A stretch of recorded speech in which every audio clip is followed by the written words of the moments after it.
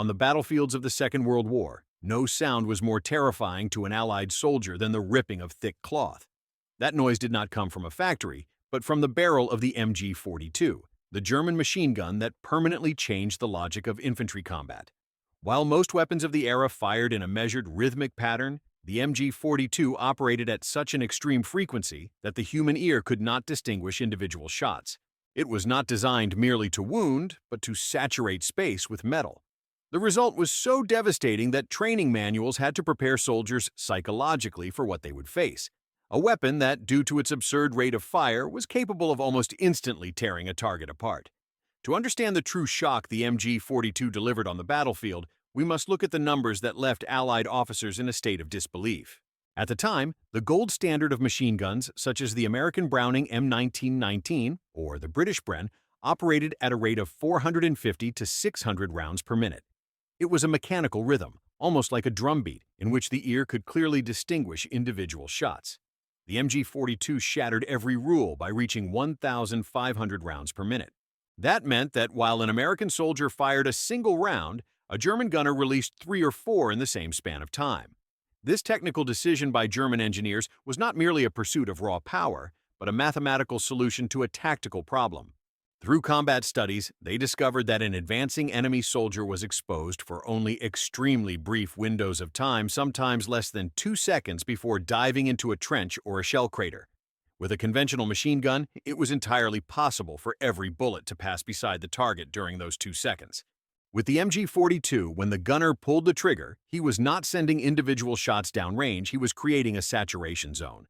In just 1 second, 25 projectiles of 7.92mm Mauser caliber cut through the air. It was a wall of metal so dense that individual marksmanship became secondary. If the barrel was pointed in the general direction of the enemy, the statistical probability of being hit by multiple rounds was almost 100%. This weapon was not designed for duels. It was designed to erase any sign of life across an entire area almost instantly.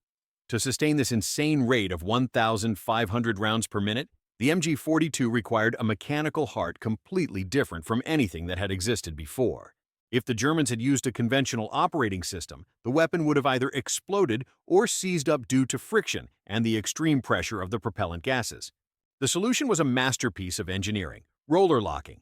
Instead of a heavy bolt slamming back and forth at a slower pace, the MG-42 used 2 lateral steel rollers that locked perfectly into the barrel extension, sealing the chamber with tremendous force at the exact moment of the explosion. The secret lay in short recoil. When a round was fired, the barrel and bolt recoiled together for only a few millimeters. In that microscopic slice of time, the rollers were cammed inward, unlocking the bolt and allowing it to fly rearward at extraordinary speed, ejecting the spent casing and immediately stripping the next round from the belt. This cycle happened so fast that the bolt appeared as a blur to the human eye. At the muzzle, there was another critical device, a recoil booster. It captured part of the propellant gases to deliver an extra mechanical punch to the bolt, ensuring the cycle completed even if the weapon was fouled with mud, ice, or sand. It was a high-revolution engine adapted to fire lead designed to keep running as long as ammunition remained in the belt. All of this firing speed carried an unavoidable physical side effect: extreme heat. When you fire 25 high-power projectiles per second, the friction of the bullet against the barrel's rifling generates a colossal temperature in just moments. In an MG-42, after only 150 to 200 continuous shots, which took less than 10 seconds, the steel barrel became literally incandescent. If the gunner continued firing, the metal would begin to soften, accuracy would vanish, and the weapon could even suffer a dangerous premature detonation. To solve this, German engineers did not attempt to cool the barrel with water, as the heavy and slow machine guns of the First World War had done. Instead, they created a quick-change system that was pure functional genius. On the right side of the receiver, there was a latch that, when pushed, swung open the side of the weapon and exposed the base of the overheated barrel. The assistant gunner, wearing an asbestos glove or using a thick cloth, simply pulled the glowing barrel out and slid a new, cool one into place. The entire procedure took about 5 to 7 seconds for a trained crew. This allowed the MG-42 to sustain its absurd rate of fire for extended periods, alternating barrels while the others cooled in the open air. It was this technical solution that transformed a weapon that could have been a brief flash of power into a tool of persistent dominance, capable of holding entire sectors of the battlefield for hours at a time. Until the emergence of the MG-42, manufacturing a high-quality machine gun was a slow and extremely expensive process. Its predecessor, the MG-34, was a jewel of engineering, but every single part had to be individually carved from solid blocks of steel using complex machining tools. As the war expanded and the need to arm millions of soldiers grew urgent, Germany no longer had the time or the resources for that kind of luxury. The solution came from a radical shift in industrial philosophy: stamped metal manufacturing. Instead of carving steel, engineers began using gigantic presses that stamped flat steel sheets, shaping the body of the weapon almost as if they were manufacturing car fenders or tin cans. This drastically reduced production cost and time without sacrificing durability.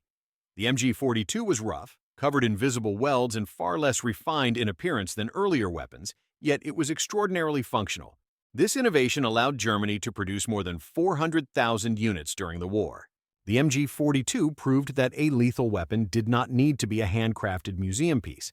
It needed to be efficient, inexpensive, and easy to manufacture on an industrial scale in order to flood the front lines with firepower. Here we enter the brutal reality of what that rate of fire meant for the target. In conventional ballistics, a soldier is struck by a single projectile, and the body reacts to that individual impact. With the MG-42, however, the physics of injury changed entirely because of the speed at which the rounds arrived. When a gunner fired a short burst, he did not hit the target with one bullet. He struck it with a sequence of 5, 10, or 15 7.92mm rounds arriving almost simultaneously and along nearly the same path. The effect is what combat medicine refers to as massive hydrostatic trauma. Because the human body is composed largely of water, the energy from multiple near-simultaneous impacts generates shock waves that propagate through tissue and internal organs, damaging structures that were never directly struck by the projectile itself. The speed of impact is so extreme that human tissue has no time to recover between hits. The natural elasticity of skin and muscle is overwhelmed, producing injuries that resemble internal ruptures rather than isolated wounds. Allied soldiers reported that, at short ranges, the density of MG-42 fire was so intense that it could disable an enemy almost instantly, simply due to the sheer concentration of rounds passing through the same space within milliseconds. However, possessing the fastest machine gun in the world created an unprecedented logistical problem: how to keep the beast fed. While an Allied infantry unit could often carry enough ammunition for an entire day of combat, a single MG-42 team could expend its standard ammunition load in just a few minutes of sustained fire. To address this, German infantry doctrine was completely rebuilt around the machine gun itself. Unlike the Americans, where the rifleman was the central element, in the German army the entire platoon existed to serve the MG-42. The gunner carried the weapon itself, but he was supported by an assistant gunner and a squad leader who carried extra ammunition boxes, spare barrels, and maintenance tools. Even soldiers armed with standard rifles had a secondary role, transporting ammunition belts for the machine gun. The logistics were so aggressive that German units relied on reusable metal belts that could be linked together, forming an almost continuous chain of ammunition. If this supply system failed for even 10 minutes, the platoon would lose 90% of its effective firepower. The MG-42 was a hungry monster. It offered the greatest technological advantage on the battlefield, but it demanded a constant and frantic supply line. Without that flow of ammunition, it quickly became nothing more than a heavy piece of metal in the middle of combat. Although the MG-42 was infamous for spraying bullets like a fire hose, German engineers created an accessory that turned it into something far more sinister: the Lafette tripod. This was not a simple support. It was, by the standards of the time, a mechanized firing platform equipped with internal shock absorbers that soaked up nearly all of the weapon's violent recoil. The great secret of the Lafette lay in its indirect fire mechanism and the MG-Z34 optical sight. With this setup, the machine gun could be operated without the gunner even needing to look over the weapon itself. He could remain protected inside a trench while aiming through a periscopic sight. The tripod included a device known as a dispersion limiter, which allowed the gunner to preset an exact area for the machine gun to sweep. When mounted on the tripod, the MG-42 ceased to be a short-range suppression weapon and became a precision system capable of engaging targets at distances of more than 2,000 meters. Soldiers referred to this as zone fire. The tripod caused the weapon to oscillate automatically in a controlled pattern, ensuring that bullets covered a perfectly defined rectangle on the battlefield, denying enemy movement across entire sectors of terrain. The sound of the MG-42 was so distinctive and terrifying that it became a weapon of psychological warfare in its own right. Newly arrived Allied soldiers were often frozen in place when they heard the infamous ripping cloth sound, convinced that surviving a weapon firing that fast was impossible. The fear was so real that military commands in the United States and Great Britain grew seriously concerned about troop morale.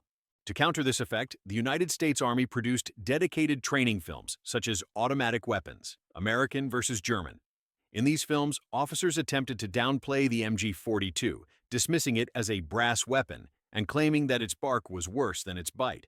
They argued that the extreme rate of fire wasted ammunition and reduced accuracy, which, strictly speaking, was a reassuring simplification meant to give recruits confidence. The official instruction was blunt: wait for the German to change the barrel. Allied forces understood that the 5 to 7 seconds of silence during a barrel swap were the only realistic window to advance without being cut down. Even so, the legend of Hitler's buzzsaw was so deeply ingrained that many soldiers preferred to wait for tank or artillery support before even attempting to approach a machine gun nest armed with this weapon.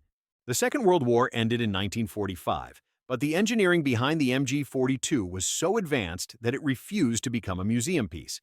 When Germany rearmed during the Cold War, engineers revisited the original designs and realized they could not create anything fundamentally better. Instead, they made only minor adjustments so the weapon could fire the standard NATO caliber and reintroduced it under a new name, the MG-3.